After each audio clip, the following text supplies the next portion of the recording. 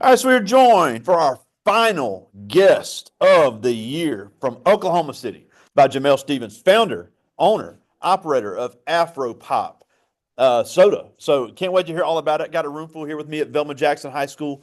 We're recording this for all of our friends on our entrepreneurship classes in Madison County Schools, Madison Central, Ridgeland High School, Germantown High School, the Academic Options Center, and our YouTube channel. So thank you for Yes, taking some time for us as we close out the year. absolutely. Thank you for having me too. I appreciate it. Yeah, and it's such a cool concept you have there, and we'll definitely give all the information out on it. But you're originally from rural Oklahoma, so Yes, just give us a little background on your education and how this idea kind of came to pass because it is really something that has taken off here in the last few months. absolutely. So I was born and raised in rural Oklahoma. I moved to Oklahoma City when I was 15. And I spent a little bit of time at OU, University of Oklahoma, before I decided that I didn't want to go back to school. I ended up deciding that I wanted to start a soda company. And at the time, there wasn't really any soda companies that represented us, and so I noticed that that was a gap that I could fill, and so I got started making soda in my kitchen. Eventually, I scaled that to a production level recipe, and from there, we've been continuing to scale. We launched with 15 locations in December of 2023, and we've scaled to 70 plus locations in 2025. So we have been growing, continuing to grow. We have started selling products outside of the state, which is super exciting, with online wholesale, and then we're obviously, like I said, continuing to scale and grow and see more locations carry Afro Pop. Absolutely, and you guys are all over the OKC and Tulsa areas in the grocery stores, Oh, and like you said, you guys are shipping all over the country. Now, just give us a little background on Afropop because it is very interesting. Because you have on your cans, you have original artwork by mhm. black artists that all represent different things, and then you have kind of cool flavors that are popular flavors, but you have names for it that are Afrocentric. So, just talk about the three flavors and the artwork and how all that ties together to give your brand identity. Absolutely. So Afropop actually addresses two problems, and it addresses the lack of black representation in the soda space, as well as a lack of black representation in the artistry space. And so what we did was we actually created a blank canvas for artists to design our products. And so that was kind of where we started, was with the visual artist, and we wanted to be able to give them the opportunity to tell their story. And so every artist and their artwork on this can, it resonates with them in a different way. Maybe it's from a loved one, or maybe it's a passion project for them to step back into the space of artistry, or even additionally, maybe it's that reminiscing on being a kid and being able to imagine so big. And so that was kind of where we started with that. Um, I created three flavors: Black of the Berry, which is our blackberry vanilla soda; Grandma's House, which is our butterscotch cream soda; and then Summer Nights, which is our blueberry lemonade soda. And the reason I created those flavors for a wide range of reasons. So, um, Black of the Berry, or Blackberry Vanilla Soda, was actually the first time I knew that I could make a soda. So it was really the first, right? It was the first soda that tasted really good. And then from there, I made a butterscotch cream soda, and I'm actually a really big Bill Withers fan. And so Grandma's Hands is actually the inspiration for Grandma's House. And so for Summer Nights, I wanted to create a product that was similar to a lemon lime soda, without being just another lemon lime soda. And so for me, I knew that a blueberry lemonade would be such a refreshing approach to a lemon lime soda. Wow. Now, and you just ran us through the all the flavors, but how did you come up with those names? Because obviously, like you said, you didn't want it to be just a run of the mill uh, flavor. I mean, everybody's had Sprite.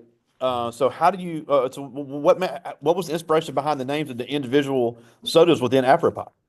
Absolutely. So for me, with Black of the Berry, um, that one was actually, so I actually had a coworker. We were sitting and talking, and we were running through different names, and I was talking about, the love of Black culture and that representation. And and she was just like, why not Blacker the Berry? And it was kind of like that eureka moment that it just made sense that that was the right name for the right product. And then with Grandma's House, like I said, that one does derive from Bill Withers, with Grandma's Hands. I actually had someone who was helping me with some of the earlier designs and of Afro Pop's like branding, and she was like, "I don't know if Grandma's Hands would sell well, but Grandma's House might be a great option." And so from there, we started aiming towards Grandma's House instead of Grandma's Hands. And for summer nights, with that flavor profile, like it worked really well with the thought of summer, and with it having such a deep blue, artistry and just kind of that blueberry flavor, it made sense for us to connect it to night. So summer nights just was what we landed on there as well.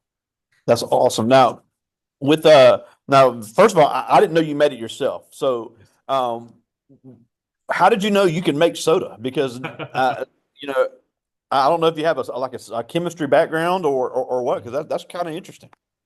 So I actually didn't have a background in chemistry or food and bev. I actually started by experimenting in my kitchen, matching whole berries. I started with a simple recipe on Google. And the first time I tried it, it was not great. I tried it again, and it was also not great. But I worked on it for about a year before we launched our products, and I continue to work on it.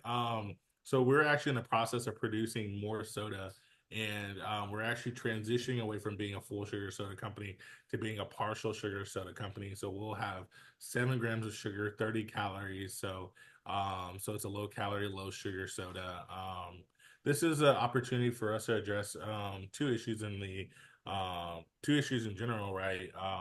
The high sugar content in the soda industry, and then of course the effects of diabetes on the Black community. And so we're able to continue to positively support our community while still being able to create great products as well. Now, something you mentioned, and I mentioned the Bill Tulsa video where you won the $20,000, and you talked about we're really working on marketing our brand. So my first thing was, well, how are you doing that? Because you've obviously got a great online presence, really cool website. You got the social media stuff going. So how do you get the word out to not only the retailers but also your wholesale shipping as well? So there's it's still a trial and error situation because we're still new with this online wholesale. But we're gonna start reaching out to people through email and doing the traditional route of email, calling, being able to really get in touch with the people in those areas. We're gonna focus in on those small businesses, really getting people familiar with the brand there, and then we're also working on communicating with larger retailers like grocery stores in those areas as well. And so that's kind of where we focus in on things like targeted ads. So we're focusing on people within those areas that we are selling in, so you know exactly where to buy our products. We're also focusing in on partnering with influencers in those areas, who can give us a shout out, let people know, hey, this is the product that we're selling. Now, and also, and this is just me from my food and beverage background, is this something you would put on the soda fountain? So if somebody's sitting at the bar and they see the drinks and you see the other sodas, is this something that you want to take Afro Pop to where people can have it as a fountain drink? That's definitely an area I would love to explore. I think that in due time, I would like to look into fountain drinks. Yes, that's a different process. For to have beverage in a box options, but it is a direction I'd love to move in. Now, and you've given us a really cool background, and I didn't know you met it yourself, but we've had a lot of students come through here, and we have several that are getting ready to graduate, and some of them have started their own business. They'll have a great idea. They got great customer service, great branding, but then I immediately see how much they're charging, and the first thing I say is, "You're not charging enough." So, as a newer company, how do you stay competitive in pricing? Because it is almost a science that is so hard to master. So, obviously you don't want to charge way too much, but you don't want to undercharge to the point where you're losing money on production. So how do you come up with the pricing strategies for this? Pricing is always still a challenge. I think that the big thing is market strategy, and also doing like the market research, knowing what your competitors are selling your products at, and additionally knowing your competitors in general. I think that that can be really important. So, for example, my competitor isn't, Coca-Cola, right? That's not my direct competitor. My direct competitor are going to be beverages within the low calorie, low sugar space. People who are looking for a different product that resonates with people, and people who resonate with Black culture as well as people who identify with it. And so I think that that is more of my audience as well as like the people who have products within that space. That those are my competitors, not like Coca Cola, not Pepsi, and things like that. Now, one thing that I think is something that has to be talked about, and just seeing some of the, I mean, obviously the feedback that you've gotten has been overwhelmingly positive. You were on a podcast a few weeks ago, and that host was just going on and on about how great the soda is, how great the idea is. But what do you say to the people that still give you pushback saying, why are you highlighting black culture instead of trying to include everybody? Now, I think that's a load of baloney because just because you're highlighting one culture doesn't mean you're excluding others. But what do you say to the people that give you that feedback? Because every black centric business is going to face at least a little bit of that pushback. And Yep. we have some that want to start black centric businesses now. So, the reason I asked that is because if we have young people that want to get into that space, it's a conversation that's going to have to be had. So there's two things, right? So the way that Afro Pop centers itself is on people who identify with Black culture, right? Those are Black people, and then people who resonate with it. Those are going to be people who, who find themselves in Black culture, whether that's through our music, whether that's through our artistry, film, whatever that looks like for you. Then our products are for you. I think in addition to that, I would like to ask you, like, what is your favorite food? Like, would you say Chinese food? Would you say Mexican food? Would you say, Korean, Japanese? Are you Mexican, Korean, Japanese, Chinese, Asian? Like, if That's a not, great then point. why does it like you're not going through these processes asking that question? Like, can I eat at a Mexican restaurant? I'm not Mexican. You're just going and enjoying Mexican food. And in the same way, you can enjoy Black culture as long as you're just identifying where like you acknowledge where it comes from. That's an incredible answer, and I never thought of that, and that is a great way to explain it because just like Chinese food is for everybody, this soda can be for everybody. I think that's really cool and a great way to explain it. That is phenomenal. But I do have some questions from the students, and I like this first one. This is Caden Williams. He's in 10th grade, and he asked, "How did you know you could start making soda?" And are you going to sell any of? Are you always going to sell online, even if you get in more stores? So let's start with the first half of that question. How did I know that I could make soda? I actually didn't know I could make soda, right? I think life is about trial and error. It's about trying to do the things that you've never done before. And if you've never done it before, how can you know that that you've done it? And so I think it's taking a step out and just trying to see if you can do it. And honestly, if you fail the first time, that's okay. If you keep failing, that's okay because eventually you'll be able to do what you want to do. I think that for me, I think about how we have literally sent a man to the moon. And if that is that is the peak of what you could possibly do, at least from what we know, is that you can send a man to the moon if you try hard enough. And so I think starting there is a great way to get there. Now you don't have to start with sending a man to the moon, but knowing that that's your cap, that's a pretty big range of things that you can do. Um, and then going to the second question, which was selling online. We always want to be able to offer our soda to people who maybe we are not selling within their market, right? We still want to be able to offer those products to people, and so we'll always sell online as an option. Cool. I like this one. This is Robert Branson. He's a senior, just a few weeks away from graduation, one of our football players here. And he asked, what is the biggest challenge or objection people face as they feel the role of a black entrepreneur? Hmm. I think so. There's two things that's interesting about being a black entrepreneur and trying to fill that space. Right. Obviously, the elephant in the room is racism. Right. There is pushback on racism. The lack of opportunity for certain things. Like I actually spoke with a distributor in Oklahoma, and one of the things they had told me was that my product was too niche and that people wouldn't buy it. And even when I would tell them that, our products are for everyone, our products are for people who resonate with it, it wasn't enough as a selling point for them. And so, I obviously have to get creative about it. If you're not going to carry my product, then I'm not going to force you to because it's not going to sell. Like, we need people who are passionate about our products.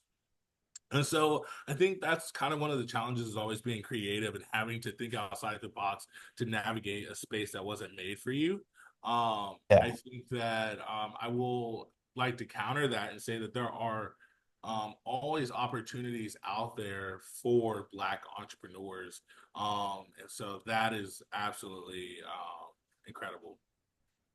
Big time. I like this one. This is Destiny Smith. She's also a senior, and she asked, what flavors are you thinking about adding in the future? um, obviously I can't share like too many details on that, but we have a lot of opportunities coming up in the future for collaborations and new flavors. One thing that I will say is I'm wanting to dive into more of the dark soda space. So things like Okay. colas, root beers, things like that. I think that one of my things that I think through whenever making these dark sodas is like, is it okay if we don't add dyes to them, right? For several reasons. One, we're an all natural brand, so we actually pride ourselves on not using dyes and colors, right? But also in addition to that, um, that will affect the shelf life of the products themselves. I did not know that. That's a great point. All right, I got one more. This is Terry Thompson. He's also a senior. So I had a bunch of seniors here with me today. And he asked, what gave you the idea to use the art on your cans? And are all of them custom made? So they are all custom made. What gave me the idea is that I'm actually an artist myself. I also found my cultural identity through artistry. Growing up in rural Oklahoma, there was not a lot of people that looked like me, and so that was how I connected with my cultural identity was through artistry. And so I knew that that was something, an element that I wanted to add in it to my brand as well. That's incredible. And I'm not even an art person, but I'm impressed with all three of the designs. Very, very interesting. And again, it makes it pop. And it definitely makes the product stand out. And and you had the guy on the podcast talking about he was looking for it. And he goes, "Wow, I saw the artwork." So once it gets on a shelf, it's going to catch somebody's eye.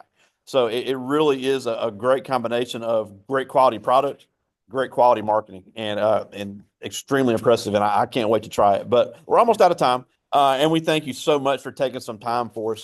We definitely got to have you back for Black History Month next year. Yes. But a few things before we go. AfroPopCo.com is the website. Yes. AfroPopCo on Instagram. You can order online, see all the cool things you're doing. Just want to make sure I got those URLs and everything right. Yes, that's correct.